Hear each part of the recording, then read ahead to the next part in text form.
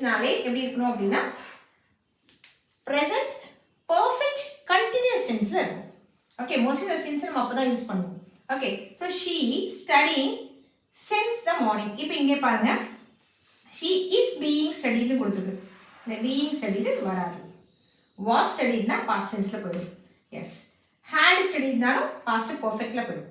எப்பவுமே இந்த since வந்தாலே நமக்கு been ing ஃபார்ம்ல இருக்கும் ஆன்சர். ஓகே, அப்ப she singular அதனால has இருக்கு. she has been studying.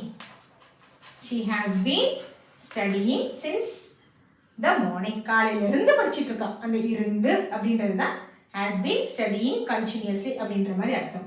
Okay, அதே क्वेश्चन வச்சு இன்னொரு क्वेश्चन கேட்டிருக்காங்க. இப்போ இதுக்கு நம்ம கரெக்ட்டா ஆன்சர் பண்ணிருந்தா இந்த क्वेश्चन கண்டிப்பா பண்ணிருப்போம்.